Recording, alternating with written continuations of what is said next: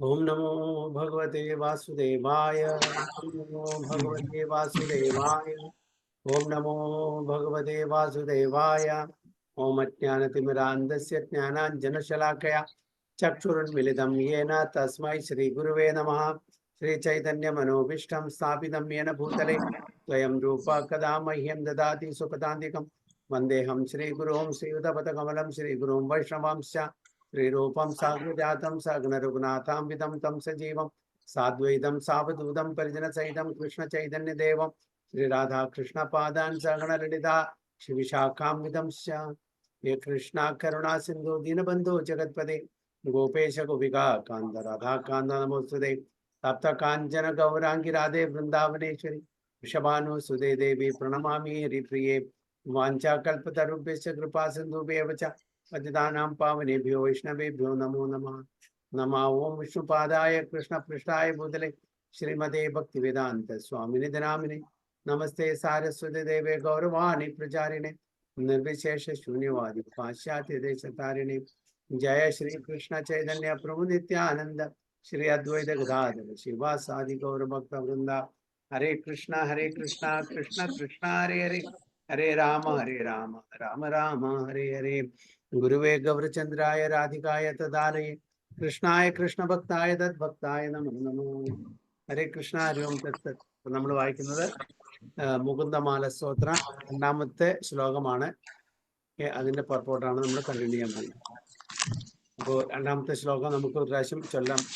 ജയതു ജയതു ദേവോ ദേവകീ നന്ദനോയം ജയതു ജയതു കൃഷ്ണോ വൃഷ്ണിവംശ പ്രദീപ ജയതു മേഘ ശ്യാമള കോമളാംഗോ ജയതു പൃഥ്വി ഭാരനാശോ മുകുന്ദ ജയതു ദേവോ ദേവകീ നന്ദനോയം ജയതു കൃഷ്ണോ വൃഷ്ണിവംശ പ്രദീപ ജയതു മേഘ Shyamala കോമളാംഗോ ജയതു Prithvi ഭാരനാശോ Mukunda. Okay, Smitha Mataji വായി.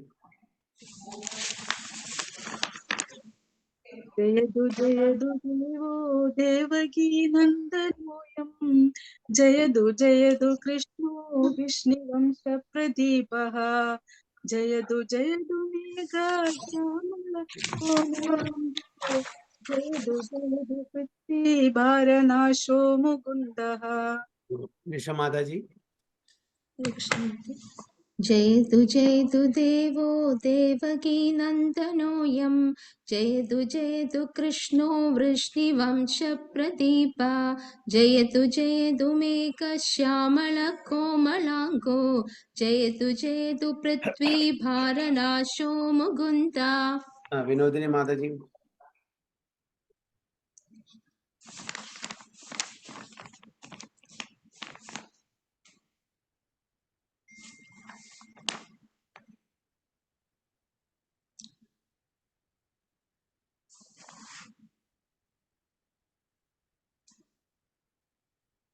കേൾക്കുന്നില്ല, മ്യൂട്ടിലാണ് കേട്ടോ.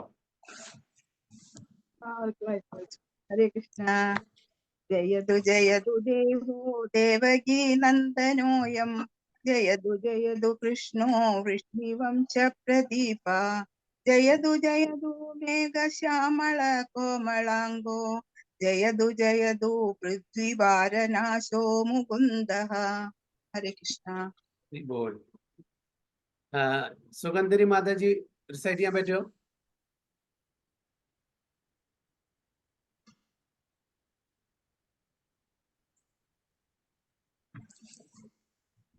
അവിടെ ഇല്ല. ഓക്കെ, ഇനി നമുക്ക് സർപ്പോട്ടിലേക്ക് വായിക്കാം.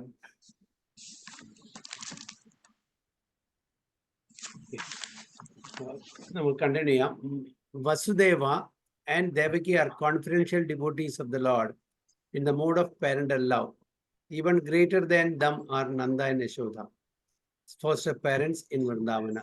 The Lord takes great pleasure in being addressed as Devaki Nandana, the son of Dev.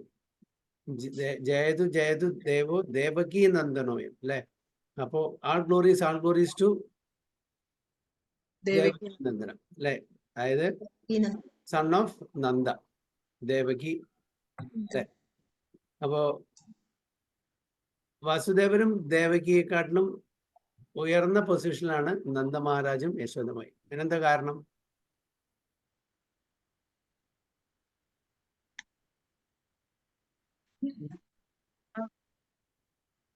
അവരാണ് വാത്സല്യ രസത്തിൽ കൂടുതലും ഭഗവാൻ കൂടുതൽ സമയം അവരാണ് ഭഗവാനെ വളർത്തിയത് പ്രഭു. അവർക്ക് ജസ്റ്റ് ഭഗവാനെ കാണാനേ ഭാഗ്യം കിട്ടുള്ളൂ, വസുദേവർക്കും ദേവകിക്കും. അവരാണ് കൂടുതൽ കാലം വളർത്തിയത് ബാല്യകാലത്തിൽ, അല്ലേ? അതാണോ കാരണം?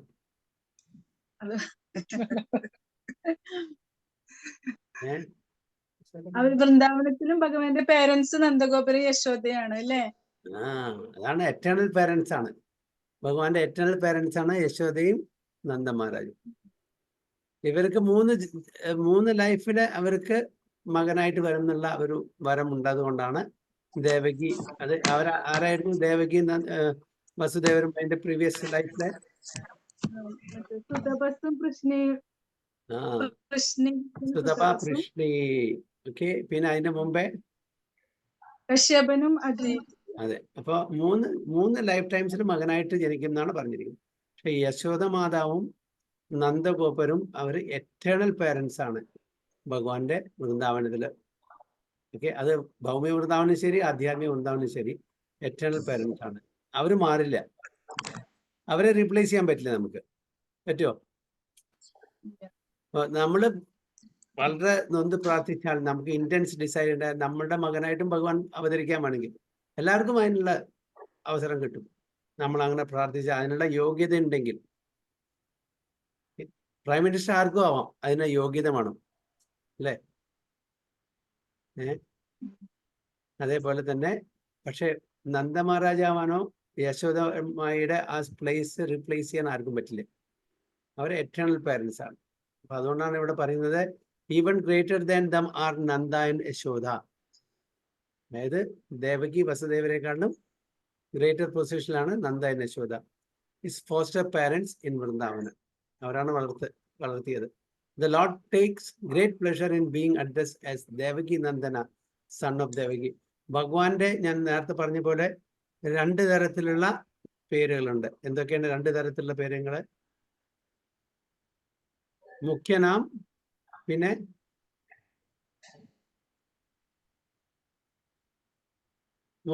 പിന്നെ മറ്റേതെന്താ? ഗൗണനാം. എന്താ പ്രഭുജി, ഒന്നും കൂടി പറയോ? മുഖ്യനാം, ഗൗണനാം. Primary name, secondary names. അപ്പൊ എന്താണ് പ്രൈമറി നെയിംസ് എന്ന് പറഞ്ഞാൽ? ഭഗവാന്റെ ലീലകളായിട്ട് സംബന്ധിച്ച പേരുകളും ഭഗവാന്റെ പ്രിയപ്പെട്ടവരായിട്ടുള്ള സംബന്ധിച്ച പേരുകളും. അപ്പൊ ദേവകി നന്ദനൻ, നന്ദനന്ദനൻ, യശോദാനന്ദനൻ, ഗോപിജന വല്ലഭ, രാധാകൃഷ്ണ. ഓക്കെ, ഇതെല്ലാം ഭഗവാന്റെ ഡിവോട്ടീസും ഭഗവാന്റെ ലീലകളും. ഓക്കെ, മധുസൂദന, കേശവ, ഗോവിന്ദ, ഇതൊക്കെ ഭഗവാന്റെ ഭക്തന്മാരായിട്ടും അല്ലെങ്കിൽ അതേപോലെ ഭഗവാന്റെ ലീലകളെയും റിലേറ്റ് ചെയ്തിട്ടുള്ള പേരുകളാണ്. അതാണ് മുഖ്യനാം. മറ്റത് ഗൗണനാം എന്ന് പറയും. ഗൗണനാം എന്ന് പറഞ്ഞാൽ സെക്കൻഡറി നെയിം. പരമാത്മാവ്, അന്തർയാമി, അങ്ങനെ ഇതൊക്കെ ഒരു സെക്കൻഡറി നെയിമാണ്. ഫോർ എക്സാമ്പിൾ നമ്മൾ പറയില്ലേ, ഇപ്പൊ നമ്മളുടെ കുട്ടികളെ പെറ്റ് നെയിം കൊണ്ട് വിളിക്കില്ലേ?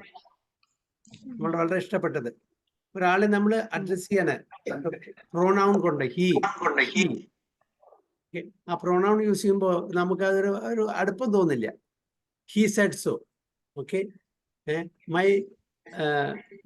My dear Lala said, my Krishna said, my Kanna said എന്ന് പറയുമ്പോൾ അതിന്റെ ഒരു ഡെപ്തും she said പറയുമ്പോഴുള്ള ഡെപ്തും വ്യത്യാസമില്ലേ?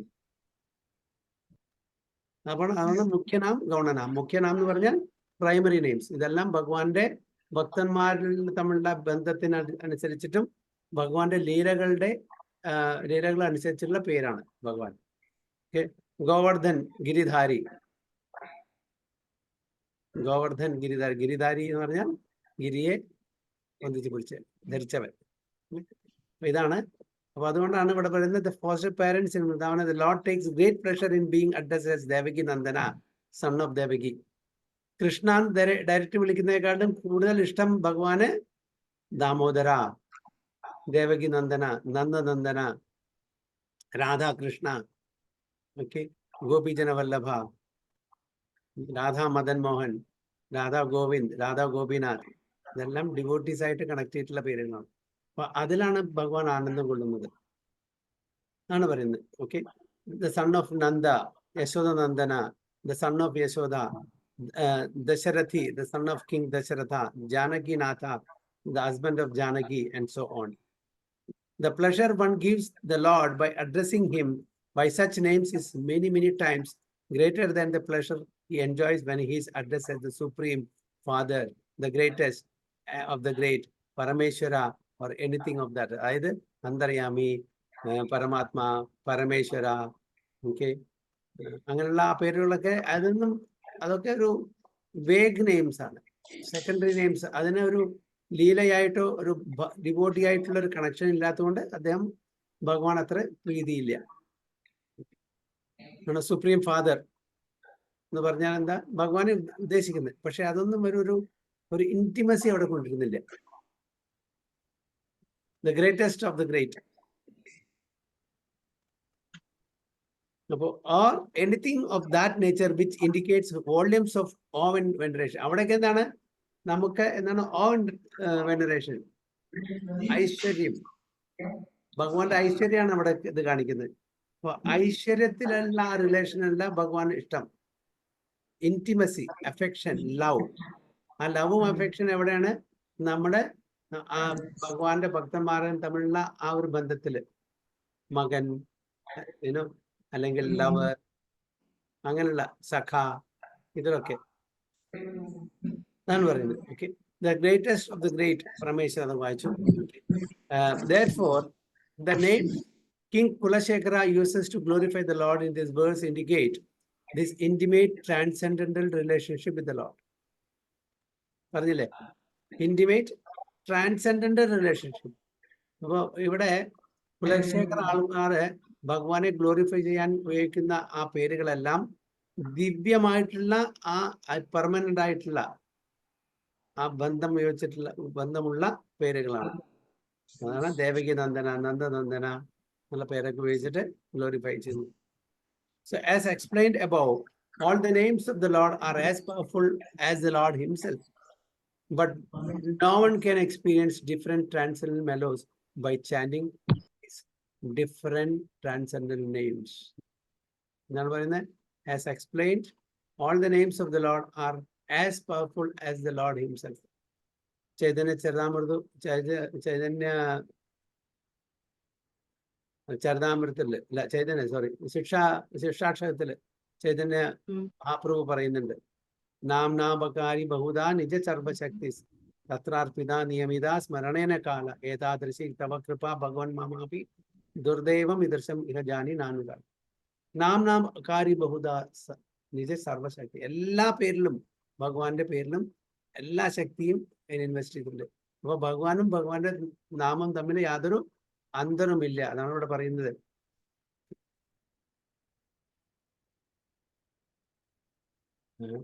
All the names of the Lord are as powerful as the Lord himself. ഒരു വ്യത്യാസമില്ല.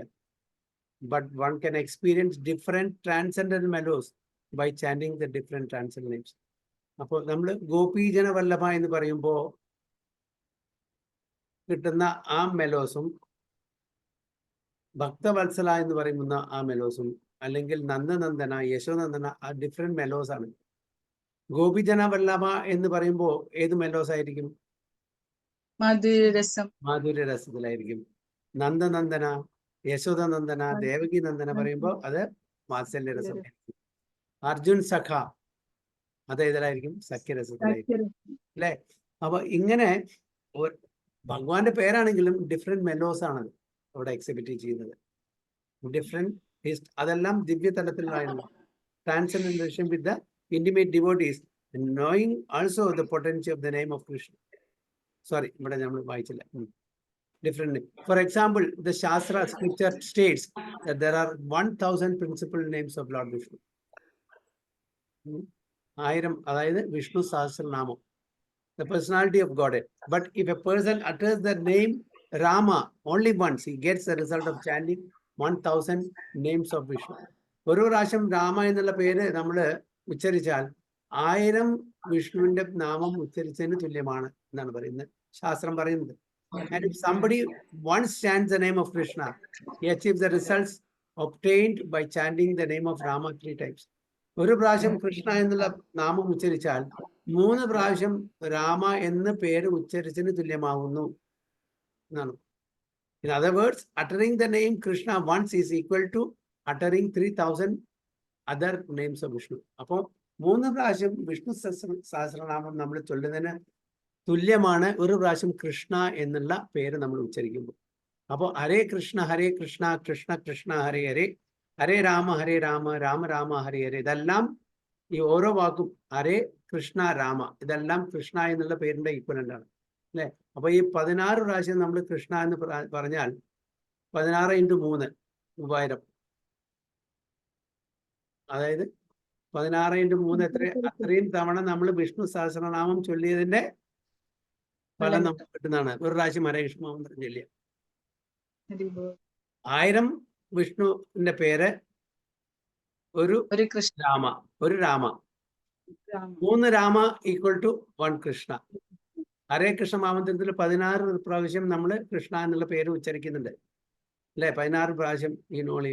അപ്പോൾ 16 × 3, അതായത് 16 × 3 എത്രയാണ്? 48. ഓക്കെ, അപ്പോ 48 തവണ നമ്മൾ വിഷ്ണു സഹസ്രനാമം ചൊല്ലിയതിന് ഈക്വലാണ് ഒരു പ്രാവശ്യം ഹരേ കൃഷ്ണ മന്ത്രം ചൊല്ലിയ. അത്രയും എഫക്റ്റീവ് ആണെന്ന് നമുക്ക് നമ്മുടെ ശാസ്ത്രം തന്നെ പറയുന്നുണ്ട്. എന്താണ് ആ ശ്ലോകം? ആർക്കെങ്കിലും ഓർമ്മയുണ്ടോ? ശ്രീരാമ രാമ രാമേതി സഹസ്രനാമം രാമനാമവര.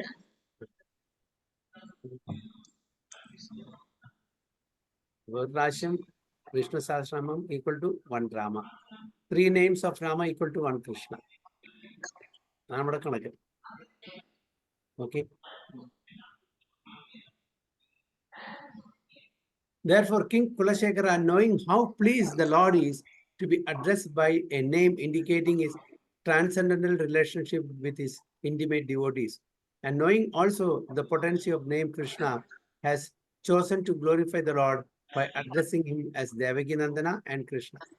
King also addresses him as Vrishni Vamsha Pradeepa, the brilliant light of the Vrishni dynasty.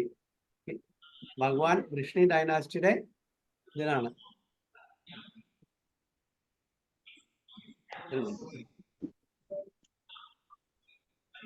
Bhagwan Vrishni dynasty. Appo aa Vrishni dynasty de deepamana, jolikkuna deepamana.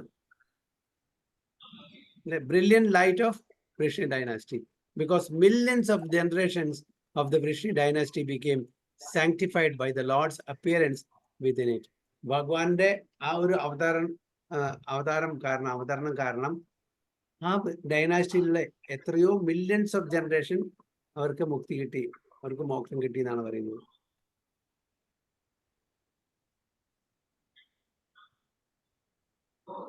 Sanctified, purified by the Lord's appearance within it.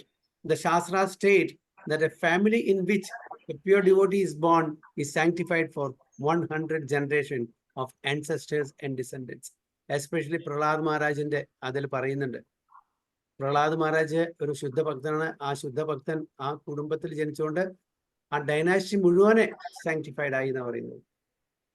Prahlad Maharaj ഭഗവാനോട്, അതായത് ഭഗവാൻ ചോദിച്ചു എന്താണ് വരം ചോദിക്കാൻ വേണ്ടി പറഞ്ഞു. എനിക്കൊരു വരം വേണ്ട, എൻ്റെ അച്ഛനെ ഒന്ന് രക്ഷിച്ചാൽ മതി. അത്രയും ഡെമോണിക് ഫാദറാണ്, അത്രയും ഒരുപാട് പാപങ്ങൾ ചെയ്തിട്ടുണ്ട്. അപ്പൊ അദ്ദേഹത്തിനെ ഒന്ന് ലിബറേറ്റ് ചെയ്യണം എന്നുള്ളൊരു ആഗ്രഹം മാത്രമേ ഉള്ളൂ. അപ്പോഴാണ് ഭഗവാൻ പറയുന്നത് കംപ്ലീറ്റ് ജനറേഷൻ, അതായത് പ്രഹ്ലാദ് മഹാരാജ് ആ കുലത്തിൽ ജനിച്ചത് കൊണ്ട് മാത്രം, അത്ര ശുദ്ധഭക്തൻ ആ കുലത്തിൽ ജനിച്ചത് കൊണ്ട് കംപ്ലീറ്റ് ഡൈനാസ്റ്റി അവിടെ സാങ്ക്ടിഫൈ ആയി, പ്യൂരിഫൈ ആയി എന്ന് പറയുന്നു. So if a devotee can sanctify the place and family of his birth so extraordinarily, then what to speak of how completely the Lord can sanctify the place and family in which he chooses to take his birth. ഒരു ഭക്തന് അത്രയും കഴിവുണ്ടെങ്കിൽ, ഒരു ഭക്തന്റെ അവതരണം കൊണ്ട് complete dynasty purify ആവുന്നെങ്കിൽ ഭഗവാൻ ജനിച്ചാൽ എന്തായിരിക്കും എന്നാണ്. The Lord's birth on the face of the earth is certainly very mysterious, and therefore it is difficult for ordinary men to believe in his birth. How can the all-powerful Lord take birth seemingly like an ordinary man? The matter is explained in the Bhagavad Gita 4.6, where the Lord says, Ajopi san avyayatma bhutanam isharopi san പ്രകൃതിം സ്വാൻ അധിഷ്ഠായ സംഭവാമി ആത്മമായയാ. സംഭവാമി ആത്മമായയ. അതായത് ഭഗവാൻ തൻ്റെ ഇന്റേണൽ പൊട്ടൻസി കൊണ്ട്, യോഗമായ ശക്തി കൊണ്ടാണ് അവതരിക്കുന്നത്. നമ്മളെപ്പോലെയല്ല ഭഗവാന്റെ അവതാരം. ഭഗവാൻ സ്വയം അവതരിക്കുകയാണ്, സ്വന്തം ഇച്ഛപ്രകാരം. നമ്മളോ നമ്മളുടെ കർമ്മത്തിന്റെയും ആഗ്രഹത്തിന്റെയും അടിസ്ഥാനത്തിൽ കർമ്മഫലം കൊണ്ട് നമ്മള് ജനിക്കപ്പെടുന്നു.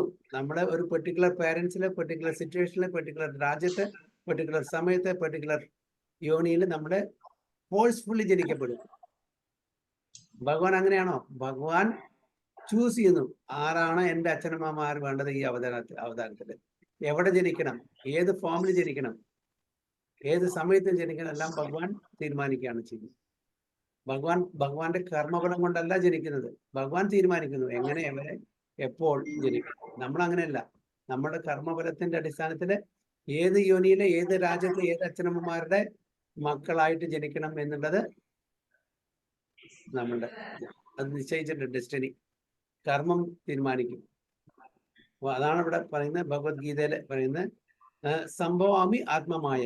Although I am unborn and my transcendental body never deteriorates, and although I am the Lord of all living entities, by my transcendent potency I still appear in every millennium in my original transcendent form.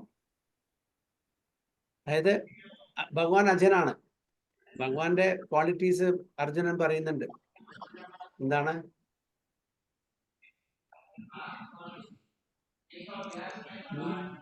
പരം ധാമ പവിത്രം പരമം ഭവാൻ പുരുഷം ശാശ്വതം Divyam ആദിദേവം അജം.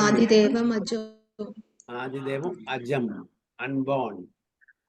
Okay, ആ unborn ആയിട്ടുള്ള ഭഗവാനാണ് ജനിക്കുന്നത്.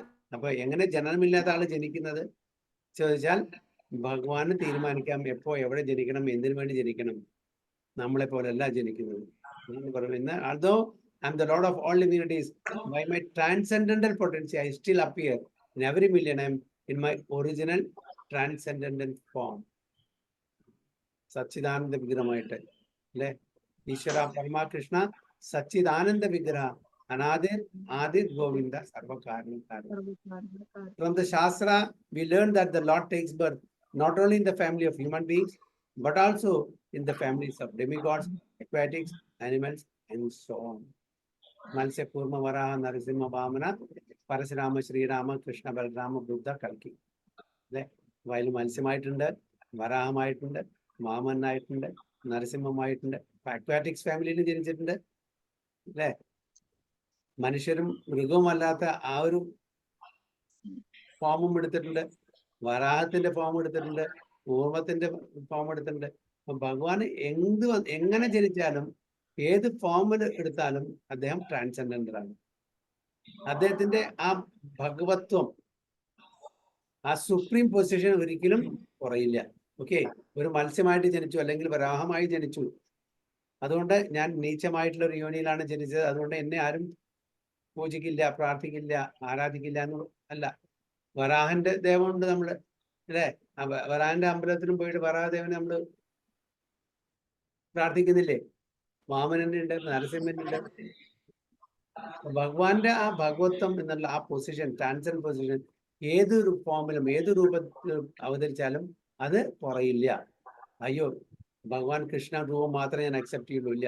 നരസിംഹമായാലും ശരി, വാമനായാലും ശരി, വരാഹമായാലും ശരി, എന്തായാലും ശരി, നമ്മള് ഭഗവാന്റെ പൊസിഷൻ ഒട്ടും കുറച്ച് കാണില്ല. ഞാൻ പറയുന്നത് families of demigods, aquatics, animals and so on. One may argue that an ordinary living being is eternal and unborn like the Lord and also takes birth in different species of life, and so there is no difference between the Lord and ordinary living being.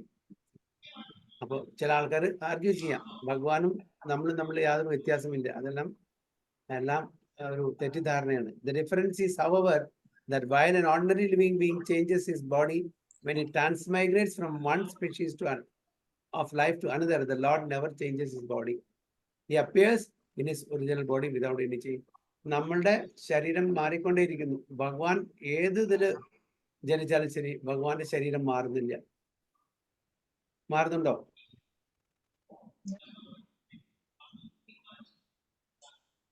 നമ്മുടെ ശരീരം മാറുന്നു അല്ലേ? ഇപ്പൊ നമ്മുടെ മനുഷ്യ ശരീരത്തിനാണ്. അടുത്ത ലൈഫില് നമ്മുടെ കർമ്മധരിച്ചതിന്റെ, മൃഗത്തിന്റെ, പക്ഷിയുടെ, കൃമികീടങ്ങളുടെ അല്ലെങ്കിൽ വൃക്ഷത്തിന്റെ ഒക്കെ കിട്ടാം. പക്ഷെ ഭഗവാൻ ശരീരം മാറുന്നില്ല. എന്താണ് അതിന്റെ അർത്ഥം? ഭഗവാൻ മാറുന്നില്ലേ? വരാഹമായിട്ട് ജനിച്ചു, നരസിംഹമായിട്ട് ജനിച്ചു, മത്സ്യമായിട്ട് ജനിച്ചു, കൂർമ്മമായിട്ട് ജനിച്ചു. പിന്നെ എങ്ങനെ മാറുന്നില്ല എന്ന് പറയുന്നു? അപ്പൊ എങ്ങനെ നമുക്ക് മനസ്സിലാക്കാം? ഭഗവാൻ അവതരിക്കല്ലേ, നമ്മൾ ജനിക്കുക. ഓക്കെ, ഭഗവാൻ അവതരിച്ചു. ഇവിടെ എന്താണ് പറയുന്നത്? വിത്തൗട്ട് എനി ചേഞ്ച് ആണ്. പക്ഷെ ചേഞ്ച് ആവുന്നില്ലേ? ഭഗവാൻ കൃഷ്ണനായിട്ട് വന്നു ദ്വാപരയുഗത്തില്, ശ്രീരാമ ഭഗവാനായിട്ട് വന്നു ത്രേതായുഗത്തില്, വാമനായിട്ട് വന്നു സത്യയുഗത്തില്, അതേപോലെ മത്സ്യമായിട്ട് വന്നു, വരാഹമായിട്ട് വന്നു. ഇതെല്ലാം ചേഞ്ച് ആവുന്നുള്ളൂ. പിന്നെ എന്താ ഇവിടെ പറഞ്ഞത് വിത്തൗട്ട് എനി ചേഞ്ച് എന്ന് പറയുന്നത്? എങ്ങനെ മനസ്സിലാക്കാൻ പറ്റും? ഭഗവാനും ശരീരവും വ്യത്യാസമില്ല. രൂപം എടുക്കണമെന്നില്ലുള്ളൂ പ്രഭു. ക്ലിയർ ആയില്ല, ഒന്നുകൂടി പറയും മാതിരി. ഭഗവാന്റെ ബോഡിയും സോളും തമ്മിൽ വ്യത്യാസമില്ല. Okay, right. ഒന്നും കൂടി കുറച്ചും കൂടി പ്രിസൈസ് ആയിട്ട് പറഞ്ഞാൽ, ഭഗവാന്റെ ദേഹവും ആത്മാവും വ്യത്യാസമില്ല. എന്താണ് പറയാ? സച്ചിദാനന്ദം. ഓക്കെ, നമ്മളുടെ ആത്മാവ് മാത്രമേ സച്ചിദാനന്ദമായിട്ടുള്ളൂ. നമ്മുടെ ശരീരം സച്ചിദാനന്ദമല്ല, അത് ജഡമാണ്. അപ്പൊ ഈ ജഡമായിട്ടുള്ള ഈ ശരീരത്തിന്റെ ഉള്ളിലാണ് സച്ചിദാനന്ദമായിട്ടുള്ള ആത്മാവ്. ഭഗവാൻ അങ്ങനെ വ്യത്യാസമില്ല. ശരീരം ഒന്ന്, ആത്മാവൊന്നും അങ്ങനെ ഇല്ല. ഭഗവാന്റെ എന്താണ്? സച്ചിദാനന്ദ വിഗ്രഹ. നമ്മളുടെ സച്ചിദാനന്ദ വിഗ്രഹമാണോ? അല്ല അല്ലേ? അപ്പൊ അതുകൊണ്ട് ഭഗവാന്റെ ഫോം എക്സ്റ്റേണലി നമുക്ക് മാറിയിട്ട് തോന്നിയാലെങ്കിലും അത് ട്രാൻസെൻഡന്റലാണ്, വ്യത്യാസമില്ല. ദിവ്യ തലത്തിലാണ്. നമ്മളുടെ ട്രാൻസെൻഡന്റൽ ബോഡി അല്ല. യെസ്, ആത്മാവാണ്, പക്ഷെ ശരീരമല്ല. ഭഗവാൻ അങ്ങനെ ആത്മാവ് ശരീരം എന്നുള്ള വ്യത്യാസം അവിടെ ഇല്ല. ഭഗവാൻ സച്ചിദാനന്ദ വിഗ്രഹമാണ്. അതാണ് അവിടെ നമുക്ക് എക്സ്റ്റേണലി ബോഡി ചേഞ്ച് ചെയ്യുന്നുണ്ട് ഭഗവാൻ, വരാഹം, കൂർമ്മം, നരസിംഹം അങ്ങനെ. പക്ഷെ അത് ട്രാൻസെൻഡന്റലാണ് എന്നാണ് മനസ്സിലാക്കുന്നത്. Also, while there is a vast difference between the ordinary living entity and his body, there is no difference between the Lord and his body because he is pure spirit. അപ്പൊ ഭഗവാൻ മാതാജി പറഞ്ഞ പോലെ ഭഗവാന്റെ ശരീരവും ഭഗവാന്റെ സ്പിരിറ്റും തമ്മിൽ യാതൊരു വ്യത്യാസവുമില്ല. His pure spirit. See, in other words, there is no distinction between his body and his soul. നമുക്ക് അത് വ്യത്യാസമുണ്ട്. കാരണം ഈ നമ്മുടെ ഭൗതിക ലോകത്തില് ഈ ശരീരത്തിനെ ധരിക്കുകയാണ് ചെയ്യുന്നത്. നമ്മൾ ഷർട്ട് ധരിച്ചു എന്ന് പറയില്ലേ? ഷർട്ട് ധരിച്ചു അല്ലേ? അതേപോലെ നമ്മൾ ഈ ശരീരത്തിനെ ധരിക്കുകയാണ് ചെയ്യുന്നത്. ശരീരവും ആത്മാവും തമ്മിൽ വ്യത്യാസമുണ്ടെന്ന് അർത്ഥം. ആത്മാവ് സച്ചിദാനന്ദമാണെങ്കിൽ ശരീരം ജഡമാണ്, മാറ്ററാണ്. So the word Avyayatma in the above verse from the Bhagavad Gita clearly indicates that the Lord's body is not made of material elements. Avyaya എന്ന് പറഞ്ഞാൽ എന്താണ്?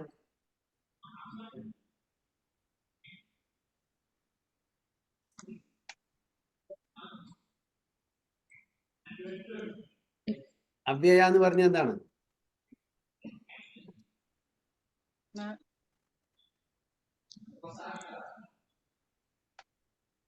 നാശം സംഭവിക്കുന്നതാണോ? അതെ, നാശം സംഭവിക്കാത്തത്. So the word Avyayatma in the above verse from the word clearly indicates that Lord's body is not made of material elements. Material elements ആണെങ്കിൽ അത് നശിക്കും. ഭഗവാന്റെ ശരീരം നശിക്കുന്നില്ല. അതുകൊണ്ടാണ് നമ്മൾ അമ്പലത്തിലെ വരാന്റെയും ഇതെല്ലാം ഫോമില് ഡേറ്റ് വെച്ചിട്ട് നമ്മൾ പൂജിക്കുന്നത്. അത് ട്രാൻസെൻഡന്റൽ ആണ്. He is all spirit. Birth and death apply only to material body. ഭൗതിക ശരീരത്തിന് മാത്രമാണ് എന്ത് ജനനവും മരണവും സംഭവിച്ചത്. ചൈതന്യ മഹാപ്രഭുവിന്റെ തിരുഭാവം എങ്ങനെയാണ് അറിയോ? ജഗന്നാഥിന്റെ ഇതില് ലയിച്ചു പറയുന്ന പ്രഭു. ചോട്ടാ ഗോപിനാഥിന്റെ ഡേറ്റിയില് ലയിച്ചു എന്നാണ് പറയുന്നത്. അദ്ദേഹത്തിന്റെ ഭൗതിക ശരീരം കണ്ടിട്ടില്ല. കാണിച്ചാൽ അദ്ദേഹത്തിന് ഭൗതിക ശരീരമില്ല. അദ്ദേഹത്തിന്റെ ശരീരം സച്ചിദാനന്ദമാണ്. അത് ഭഗവാന്റെ ഡേറ്റിയില് ലയിച്ചു. അപ്പൊ തോട്ടാ ഗോപിനാഥ് പറഞ്ഞാൽ ഭഗവാൻ കൃഷ്ണൻ. അപ്പൊ ഭഗവാൻ ചൈതന്യ മഹാപ്രഭുവും കൃഷ്ണനുമായിട്ട് യാതൊരു അന്തരമില്ല നമുക്ക് മനസ്സിലാക്കാം.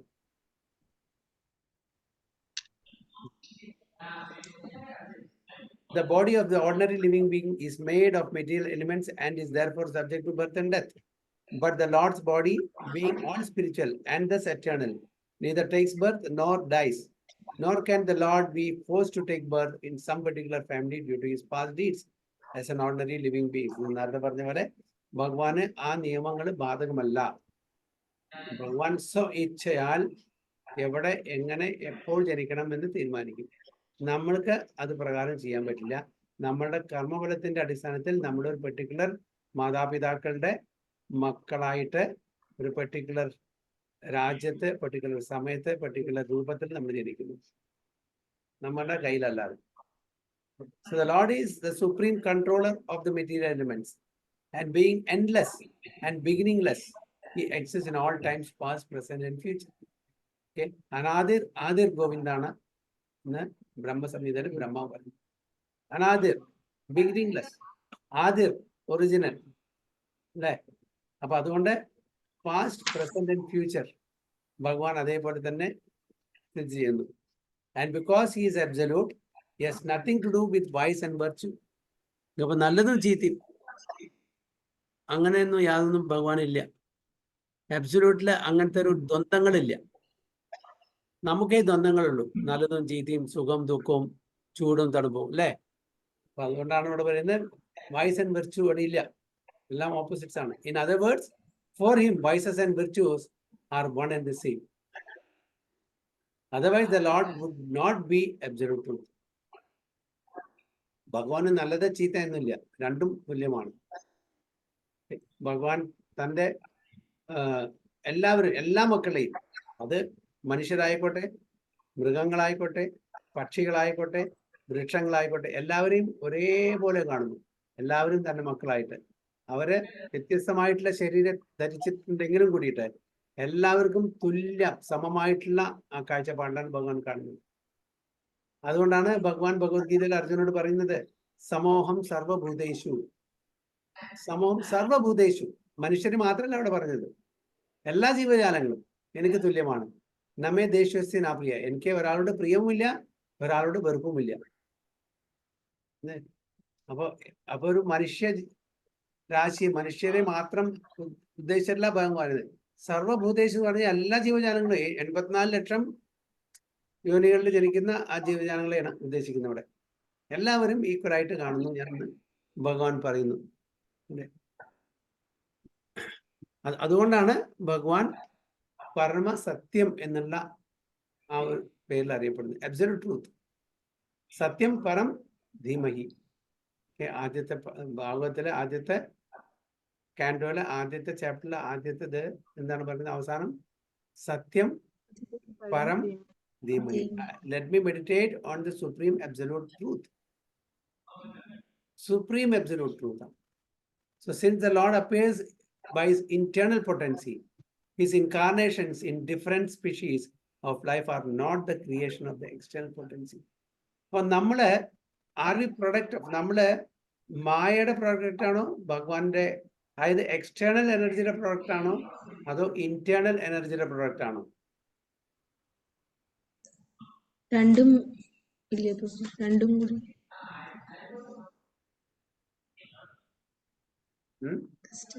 നമ്മള് എക്സ്റ്റേണൽ എനർജിയുടെ പ്രോഡക്റ്റ് ആണോ അതോ ഇന്റേണൽ എനർജിയുടെ പ്രോഡക്റ്റ് ആണോ? നമ്മൾ പറഞ്ഞ ജീവാത്മാവ്.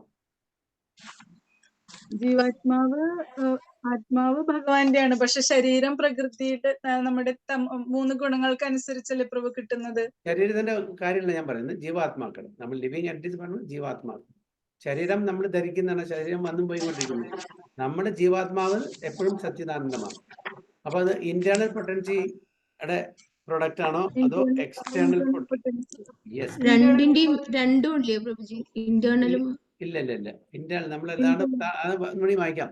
Since the lord appeared by his internal potency, his incarnations in different species of life are not the creation of external potency maya. അത് ഭഗവാന്റെ. Therefore, those who think that the Supreme Lord appears in different forms by accepting a body made of material elements are wrong. Their vision is imperfect because they do not understand how the Lord's internal potency works. നമ്മുടെ ഭഗവാന്റെ അംശങ്ങളാണ്, നമ്മളും സച്ചിദാനന്ദമാണ്. Okay, ഭഗവാൻ എങ്ങനെ എല്ലാ കാര്യങ്ങളും internal പൊട്ടൻസിയുടെ അതായത് അന്തരാംഗ ശക്തികളോട് ചെയ്യുന്നു, അതേപോലെ നമ്മളും ആ അന്തരാംഗ ശക്തിയിലാണ്. നമ്മളെന്ന് പറഞ്ഞാൽ ശരീരത്തിന്റെ കാര്യമല്ല ഞാൻ പറയുന്നത്, നമ്മളുടെ ആത്മാവ്, നമ്മളുടെ ഒറിജിനൽ ഫോം, സ്വരൂപം, അത് അന്തരാംഗ ശക്തിയുടെ കീഴിലാണ്, ബഹിരാംഗ ശക്തിയുടെ കീഴിലല്ല. നമ്മുടെ ശരീരം അൺഫോർച്ചുനേറ്റ്ലി നിർഭാഗ്യവശാൽ നമുക്ക് ഈ ശരീരം ധരിക്കേണ്ടി വരുന്നു, നമ്മളുടെ കാരണം കൊണ്ട് തന്നെ. അത് മെറ്റീരിയൽ പ്രൊഡക്റ്റ് ആണ്. അത് മെറ്റീരിയൽ പ്രൊഡക്റ്റ്. പക്ഷെ ജീവാത്മാവ്, നമ്മുടെ സെൽഫ് എന്ന് പറഞ്ഞാൽ നമ്മുടെ എന്താണ്, ആത്മാവാണ്, സച്ചിദാനന്ദമാണ്. നമ്മുടെ ആക്ച്വലി ആരുടെ കീഴിലാണ്? ഇന്റേണൽ പൊട്ടൻസിയുടെ കീഴിലാണ്.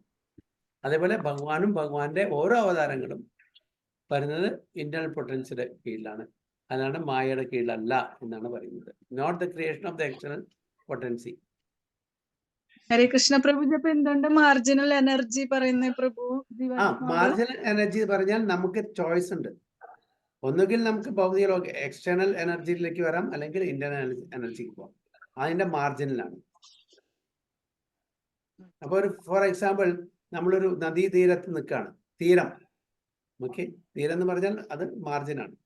അപ്പോൾ നമുക്ക് നദിയിലേക്കും പോവാം, കരയിലേക്കും കയറാം.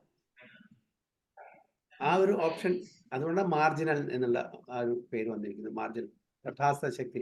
തട്ട് എന്ന് പറഞ്ഞാൽ ബാങ്ക്, തഥാസ്ഥ ശക്തി. അപ്പൊ പ്രഭുജി, അപ്പൊ ലിവിങ് എൻറ്റിറ്റീസ് മാർജിനലിലും ഇന്റേണലിലും ലിവിങ് എൻറ്റിറ്റീസിന്റെ ഒറിജിനൽ സോഴ്സ് ഇന്റേണൽ പൊട്ടൻസിയാണ്. നമ്മൾ ശരീരം ധരിക്കുകയാണ്, ആ ശരീരം മെറ്റീരിയലാണ്. ശരീരം എന്നുള്ളത്, ഭൗതിക ശരീരം എന്നുള്ളത് നശിക്കുന്നതാണ്. മറ്റേ ആത്മാവ് നാശമില്ല. ആത്മാവ് ഇന്റേണൽ പൊട്ടൻസിയിലാണ്. അതായത് ശരിക്കുള്ള സെൽഫ് എന്ന് പറഞ്ഞാൽ, ഞാൻ എന്ന് ഉദ്ദേശിക്കുന്ന ഈ ശരീരത്തെയാണ് നമ്മളിപ്പോ തെറ്റിദ്ധരിച്ചിട്ട് ഞാൻ ഉദ്ദേശിക്കുന്നത്. പക്ഷെ ഞാൻ ഈ ശരീരമല്ല, ഞാൻ ഈ ആത്മാവാകുന്നു എന്ന് ഭഗവത്ഗീതയിലെ 2nd ചാപ്റ്റർ ഉടനീളം പറയുന്നുണ്ട് ഭഗവാൻ, അല്ലേ? അപ്പോ ഞാൻ ആത്മാവാണ്, ഞാൻ ശരീരമല്ല എന്ന് പറയുമ്പോൾ ഞാൻ എന്താണ്? സച്ചിദാനന്ദമാണ്, ഭഗവാന്റെ അംശമാണ്. അപ്പോൾ ആ ഭഗവാന്റെ അംശം ഭഗവാന്റെ ഇന്റേണൽ പൊട്ടൻസിയുടെ കീഴിലാണ്. നമ്മൾ പ്രൊഡക്റ്റ് ഓഫ് മായ അല്ല എന്നാണ് പറയുന്നത്. നമ്മളെന്ന് പറയുമ്പോൾ ശരീരത്തിനല്ല ഉദ്ദേശിക്കുന്നത്.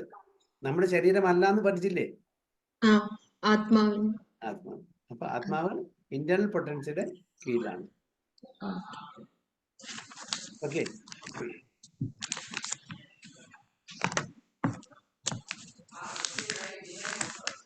Therefore, those who think that the Supreme Lord appears in different forms by accepting a body made of material elements are wrong. Their vision is imperfect because they do not understand how the Lord's internal potency works. The Vedas inquire, where does the Supreme Lord stand? And the reply is immediately given. He stands on his internal potency. ഭഗവാൻ പല യോനികളിലും പല രൂപത്തിലും പല സ്ഥലത്തും വരുന്നതുകൊണ്ട് അത് മായയുടെ product ആണ്, നമ്മൾ തെറ്റിദ്ധരിക്കാൻ പാടില്ല എന്നാണ് പറയുന്നത്.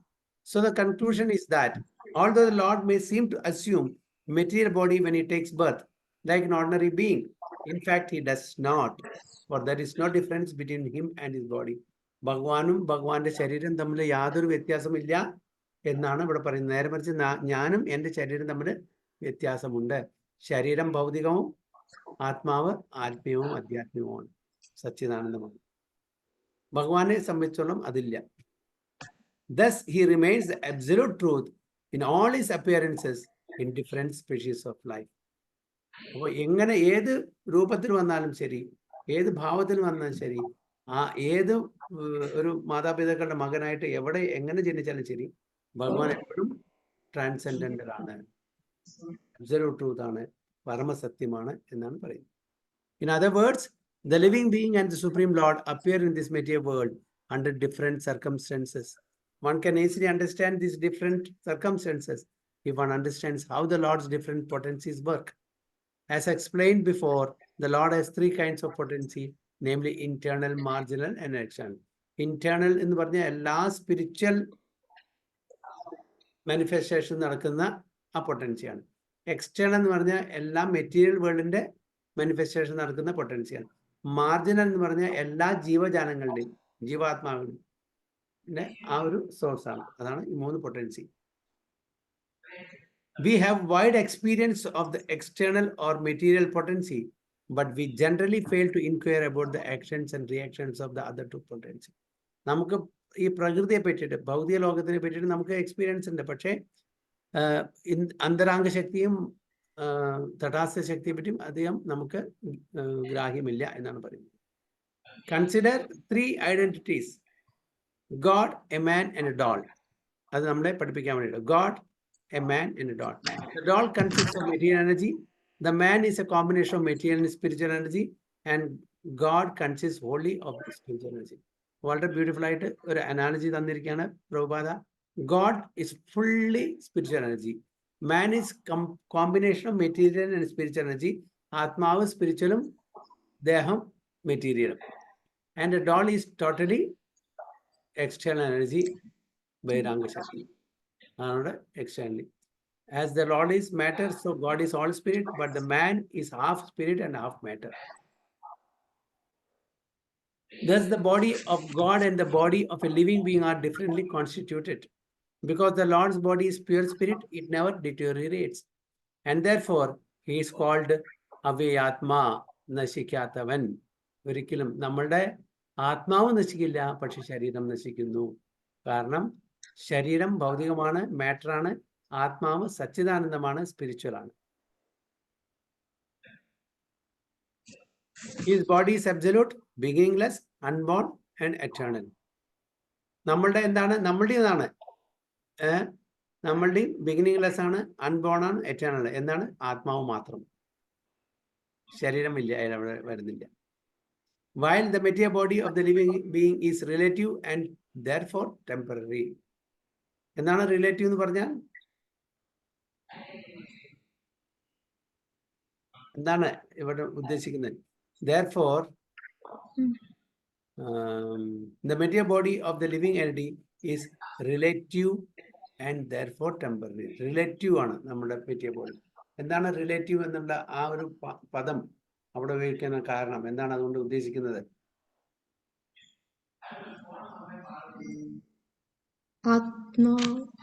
ഭഗവാനായിട്ട് ശരീരം കുറച്ച് നാൾ നശിച്ചു പോവല്ലോ, പക്ഷെ നമ്മുടെ ആത്മാവിന് നാശമില്ല. പക്ഷെ റിലേറ്റീവ് പറഞ്ഞാൽ ഈ ലൈഫില് നമുക്ക് ഇങ്ങനെ ഒരു ശരീരം കഴിയില്ല, അടുത്ത ലൈഫിൽ അറിയില്ല, പെർമനന്റ് അല്ല, റിലേറ്റീവ് ആണ്. കാരണം ഇന്നിപ്പോ ഞാൻ മനുഷ്യ ശരീരത്തിലാണ്, അടുത്ത ജന്മത്തിൽ എനിക്ക് എന്ത് ശരീരം കിട്ടുന്നു അറിയില്ല. അതൊരു റിലേറ്റീവ്, അബ്സല്യൂട്ട് അല്ല. അതുകൊണ്ടാണ് റിലേറ്റീവ് എന്ന് പറയുന്നത് ഇവിടെ. It undergoes birth and death, changes. The living being himself, of course, is eternal, and if he so desires, he can realize the eternality by merging into the body of the absolute truth, or being reinstated in his constitutional position as an eternal servant of the Lord. If he does not do so, then his eternality is still maintained, but he remains ignorant of it. അപ്പോൾ നമ്മളുടെ ഇപ്പോഴത്തെ activities, കർമ്മത്തിന്റെ അടിസ്ഥാനത്തിലാണ് നമുക്ക് permanent ആയിട്ടുള്ള ഒരു ശരീരം കിട്ടുമോ ഇല്ലയോ തീരുമാനിക്കുന്നത്. നമ്മൾ ഭഗവാനെ സേവിച്ച് ഭഗവാനെ പൂർണ്ണമായിട്ടും സമർപ്പണം ചെയ്തിട്ടുള്ള ഒരു ജീവിതം നയിക്കുകയാണെങ്കിൽ തീർച്ചയായിട്ടും നമുക്ക് പെർമനന്റ് ആയിട്ടുള്ള ഒരു എറ്റേണൽ ശരീരം കിട്ടും. അല്ലെങ്കിൽ ഇത് മാറിക്കൊണ്ടേയിരിക്കും എന്നാണ് പറയുന്നത്. The conclusion is that the personality of Godhead appears in its original body without any change. And this is made possible by its inconceivable potency. We should always remember that nothing is impossible for an omnipotent Lord. നമ്മള് ഭഗവാനെ limit ചെയ്യാൻ പറ്റില്ല. ഭഗവാന് എന്തും ചെയ്യാൻ പറ്റും. അങ്ങനെ impossible ആയിട്ട് ഒരു ടാസ്കും ഇല്ല. ഭഗവാൻ എന്ത് വിചാരിക്കുന്നു അത് നടക്കും. നമുക്കങ്ങനെ ചെയ്യാൻ പറ്റുമോ? എന്ത് വിചാരിക്കുന്നു നടത്താൻ പറ്റില്ല. അതാണ് ഭഗവാന്റെ inconceivable potency. If he so decides, he can transform material energy into spiritual energy. Material energy, spiritual energy ആക്കാൻ ഭഗവാൻ സ്പിരിച്വൽ എനർജി മെറ്റീരിയൽ എനർജി ആക്കാൻ പറ്റും. എല്ലാം പറ്റും. ഭഗവാൻ എന്തും ചെയ്യാൻ പറ്റും. Indeed, if he so decides, he can bring the entire spiritual nature within the material nature. ഭഗവാന്റെ ആ ആധ്യാത്മിക ലോകം ഇവിടെ ഈ ഭൗതിക ലോകത്തിലേക്ക് കൊണ്ടുവരാൻ പറ്റും ഭഗവാൻ, without the spiritual nature being affected by the material bodies in any way. So Lord's different potencies remain tightly under his control. അപ്പോൾ ഭഗവാന്റെ കീഴിലാണ്, ഭഗവാന്റെ അധീനത്തിലാണ് എല്ലാ എനർജിയും വർക്ക് ചെയ്യുന്നത്. ഈ എനർജിയൊന്നും ഭഗവാനെ നിയന്ത്രിക്കുന്നില്ല, ഭഗവാനാണ് ഈ എനർജികളെ നിയന്ത്രിക്കുന്നത്. ഒരു തെറ്റിദ്ധാരണ ഉണ്ട് മായവാദ ഫിലോസഫിയിലെ, ഭഗവാൻ അവതരിക്കുമ്പോൾ ഭഗവാന്റെ മായയുടെ കീഴിൽ വരുന്നു പറഞ്ഞു. ഭഗവാൻ എന്താണ് എ പ്രൊഡക്റ്റ് ഓഫ് മായ എന്നുള്ളൊരു തെറ്റിദ്ധാരണ പൊതുവെ ആ ഫിലോസഫിയിലുണ്ട്. തെറ്റാണ്. ഭഗവാൻ തന്നെ ഭഗവത്ഗീതയിൽ പറയുന്നു, മയ അധ്യക്ഷേന പ്രകൃതി, പ്രകൃതി പറഞ്ഞ മായ, എക്സ്റ്റേണൽ എനർജി. മയ അധ്യക്ഷ, എൻ്റെ അധ്യക്ഷതയിലാണ് പ്രകൃതി ചലിക്കുന്നത്. സുയതേ സചരാചരം ഹേതു നാനേന കൗന്ദേയ ജഗത് വിപരിവർത്തത. അതുകൊണ്ട് ഒരിക്കലും ഭഗവാനെ ഒരു എനർജിയും കൺട്രോൾ ചെയ്യുന്നില്ല, ഭഗവാനാൽ കൺട്രോൾ ചെയ്യപ്പെടുന്നു എല്ലാ എനർജിയും. ഇവിടെ ഉദാഹരണം പറയുന്നുണ്ട്. In fact, the Lord actually has only one potency, namely the internal potency, which he employs for different purposes. ആ ഒറിജിനലി ഇന്റേണൽ പൊട്ടൻസി അതിനെ വിവിധ തരത്തിൽ ഉപയോഗിക്കുന്നു, എക്സ്റ്റേണലായിട്ടും മാർജിനലായിട്ടും മറ്റു പല പൊട്ടൻസി ആയിട്ടും. നല്ലൊരു ഉദാഹരണം ഇവിടെ പറയുന്നത്, the situation is similar to how one uses electricity. നമ്മളെല്ലാം ഇലക്ട്രിസിറ്റി കൊണ്ട് നമുക്ക് ലൈറ്റ് കിട്ടും, ഓക്കെ, ഫ്രിഡ്ജിനെ കൂൾ ചെയ്യാൻ പറ്റും. ഹീറ്ററെ എന്താണ് ഓപ്പോസിറ്റ്, ചൂടാക്കാൻ പറ്റും. സെയിം എനർജി ഒന്ന് തണുപ്പിക്കുന്നു, ഒന്ന് ചൂടാക്കുന്നു. So it depends how we utilise that. ഇപ്പോൾ പ്രഭാത് വളരെ നല്ലൊരു അനാളജി അവിടെ തന്നെ. Situation is similar to how one uses electricity. Same electricity can be use for both heating and cooling. ഒന്ന് തണുപ്പിക്കാനും ഒന്ന് ചൂടാക്കാനും. Such contradictory results are due to the expert handling of a technician. അപ്പോൾ ഒരേ energy ഒന്ന് തണുപ്പിക്കുന്നു, ഒന്ന് ചൂടാക്കുന്നു. നമ്മൾ അതിനെ മാനിപ്പുലേറ്റ് ചെയ്യുന്നു. ഒരു ടെക്നീഷ്യന്റെ കഴിവനുസരിച്ചിട്ട് അതിനെ മാനിപ്പുലേറ്റ് ചെയ്തിട്ട് നമ്മുടെ ആവശ്യപ്രകാരം അത് യൂസ് ചെയ്യുന്നു. In the same way, by supreme will, the Lord employs his one internal potency to accomplish many different purposes. That is the information we get from the Shrutis. Upanishad 6.8. Parasya Shakti Vividhaiva Shruyate. Parasya Shakti Vividhaiva, വിവിധ തരത്തില് അതിനെ ആ ശക്തിയെ ഉപയോഗിക്കുന്നു. The present verse of the Mukund Mala Sloka states that the color of the Lord's body is blackish, that like that of a new cloud. എന്താണ് ആ വേഴ്സില് പറഞ്ഞിരിക്കുന്നത്? Shyamala കോമളാംഗം, Shyamala കോമളാംഗം, new cloud. Okay, also his body is very soft. ഭഗവാന്റെ ശരീരത്തിലെ പല ഭാഗങ്ങളെയും പല അംഗങ്ങളെയും എന്തുകൊണ്ടാണ് ഉപമിച്ചിരിക്കുന്നത്? താമര, ലോട്ടസ്. നമ പങ്കജനാഭായ, നമ പങ്കജമാലിനെ, നമ പങ്കജനേത്രായ, നമസ്തേ പങ്കജാംഗരിയെ. അല്ലേ? എല്ലാം പങ്കജം, ലോട്ടസ്, താമരയെ കൊണ്ടാണ്. Soft, very soft in texture, very nice sober color അല്ലേ? അതുകൊണ്ടാണ് വേറൊന്നും ഉപയോഗിക്കാനില്ല. അതുകൊണ്ടാണ് എല്ലാം എന്താണ് പറയുന്നത്?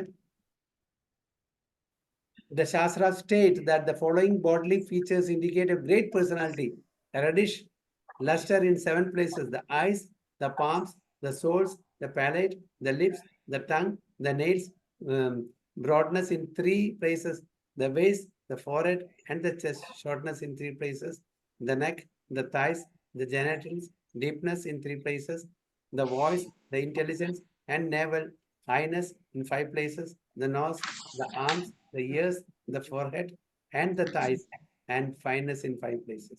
The skin, the hair on the head, the bodily hair, the teeth, and the fingertips. All these features are present in the body of God. ഭഗവാന്റെ ശരീരത്തിൽ ഇതെല്ലാം ഉണ്ട്.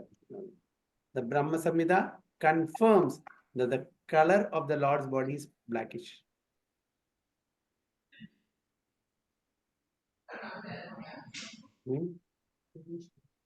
Bluish black, like that of a new cloud.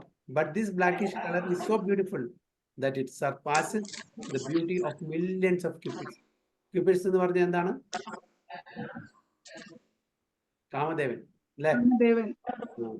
അപ്പൊ ആ കാമദേവൻ അത്രയും attract ചെയ്യുന്നതാണ്. ആ കാമദേവനെ attract ചെയ്യുന്ന ആളാണ് ഭഗവാൻ. അല്ലെ? മദന മോഹൻ, മദന മോഹന മോഹിനി, എന്താ Radha Rani. So this blackish color does not correspond to any blackish color of this material. അപ്പൊ നമ്മൾ ഈ ഭൗതിക ലോകത്തിൽ കാണുന്ന ആ ഒരു ബ്ലാക്കിഷ് കളർ അല്ല, ഇത് ട്രാൻസെൻഡന്റൽ ബ്ലാക്കിഷ് കളറാണ്. അതിനെ നമുക്ക് വർണ്ണിക്കാൻ വാക്കുകളില്ല. Such descriptions of the Lord's body are not imaginary. Rather, they are the statements of those who have seen the Lord with their supernatural vision. ഇത് ശരിക്കും അനുഭവിച്ച് കണ്ടറിയണം, അനുഭവിച്ചിട്ട് മനസ്സിലാക്കണം. ഇതല്ല, അത് ശരിക്കും ചില ഭക്തന്മാര് ഭഗവാന്റെ ആ രൂപം, ആ വർണ്ണം, ആ കോംപ്ലക്ഷൻ കണ്ടിട്ടുണ്ട്, ഭഗവാനെ ദർശനം കിട്ടിയിട്ടുണ്ട്. അവർക്ക് മാത്രമേ അതിനെ അറിയാൻ പറ്റുള്ളൂ. അതുകൊണ്ടാണ് പറയുന്നത് സാധാരണ മെറ്റീരിയൽ ഭൗതിക ലോകത്തിലുള്ള ബ്ലാക്ക് കളർ അല്ല. പക്ഷെ നമുക്ക് വേറെ നിവൃത്തിയില്ല, അപ്പൊ അങ്ങനെ ഡെപിക്ട് ചെയ്യാനേ പറ്റുള്ളൂ. ഒരു മൂർത്തി ഉണ്ടാക്കുമ്പോൾ, ഒരു വിഗ്രഹം ഉണ്ടാക്കുമ്പോൾ അങ്ങനത്തെ കളർ നമുക്ക് കൊടുക്കാൻ പറ്റും. This supernatural vision is bestowed upon devotees like Brahma and upon those who follow the footsteps of pure devotees like him.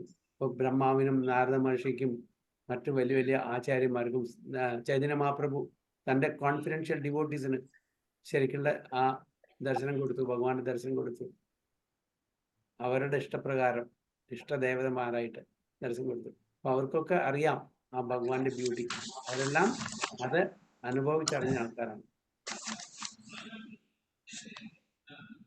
But upstarts and unbelievers cannot have any access to the transcendental vision, for they lack the required submission to the will of the Lord. ആരാണോ പൂർണ്ണമായിട്ടും ഭഗവാന് സമർപ്പണം ചെയ്തിരിക്കുന്നത് അവർക്ക് മാത്രമേ ആ excess കിട്ടുള്ളൂ, ഭഗവാന്റെ ആ ട്രാൻസെൻഡൽ ഫോം കാണാനുള്ളത്.